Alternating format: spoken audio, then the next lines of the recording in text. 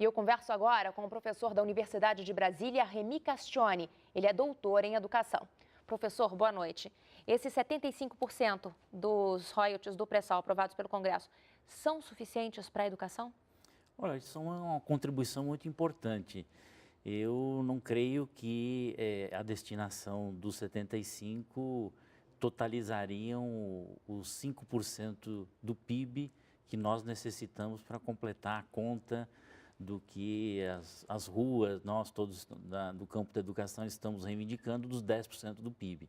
Mas é uma contribuição muito importante para os desafios da educação. Pois é, o Plano Nacional de Educação pede esses 10%. Hoje a gente investe 5% apenas.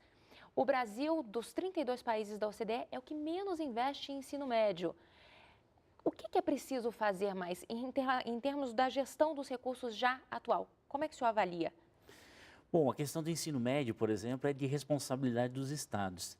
Nos últimos 25 anos depois da Constituição, os estados foram, entre os entes federados, União, Estado e município, os estados foram os que mais perderam a arrecadação, em detrimento da União e dos municípios. Então, é por isso que muitos estados, inclusive, estão com dificuldades de pagar o piso de referência fixado pelo Ministério da Educação para os professores.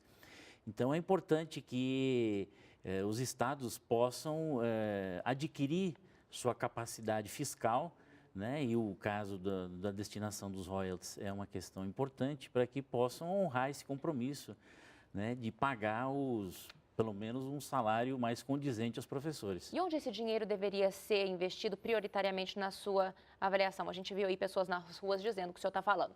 Questão de salário, capacitação do professor, estrutura física, faltam escolas no país. Aonde esse dinheiro deve ir a princípio?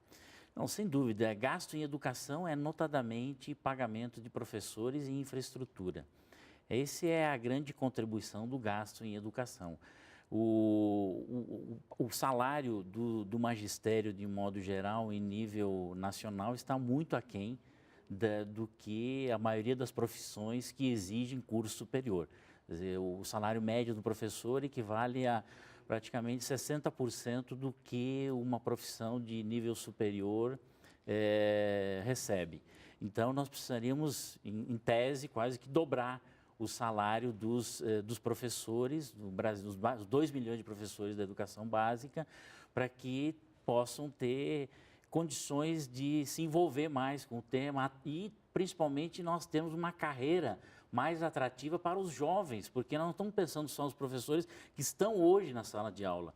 Nós temos uma quantidade enorme de pessoas que vão passar por processo educacional, os que estão no sistema de ensino vão ter que se retirar algum dia e vão ser ocupados, os postos serão ocupados por jovens que estão hoje estudando no ensino médio, por exemplo.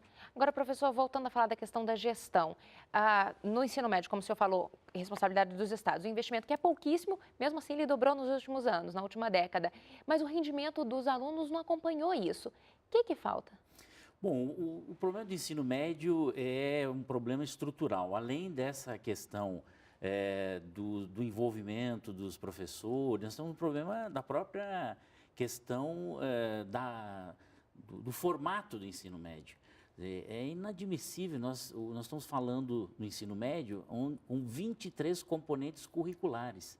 Isso é humanamente impossível para um jovem de 15, 16 anos se relacionar com esses componentes curriculares. Então, há conteúdo de forma exagerada, há um problema muito sério de fixar os professores nas escolas, né? Nós temos alguns estados que conseguiram fazer isso, muito poucos, mas a maior parte dos nossos estados, os professores não ficam na mesma escola, então vagueiam de uma sala e de uma escola para outra. É preciso uma reforma total, não só... Uma reforma estrutural e também o ambiente. A escola tem que propiciar um ambiente mais adequado para os jovens poderem desenvolver o processo de ensino-aprendizagem. E a infraestrutura é de extrema importância.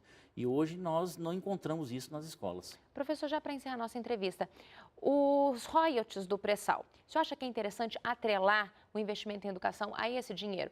É um dinheiro que ainda não existe, o petróleo ainda está debaixo da terra, depende aí do dólar, depende do preço do petróleo. É interessante deixar um investimento tão importante para um país, que é o investimento em educação, amarrado ao dinheiro que virá do petróleo?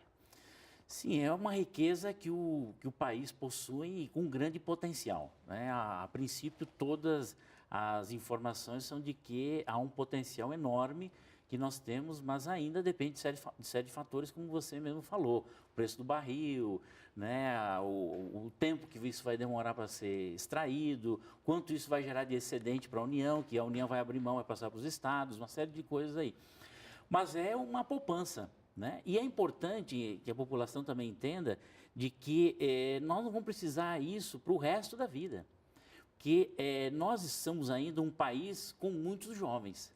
Daqui a 40 anos, nós já não seremos mais tão jovens, então não vamos precisar de tanto dinheiro na educação, vamos precisar para outras áreas. Ok, professor Remy Castione, muito obrigada pela entrevista. Que agradeço. Boa noite.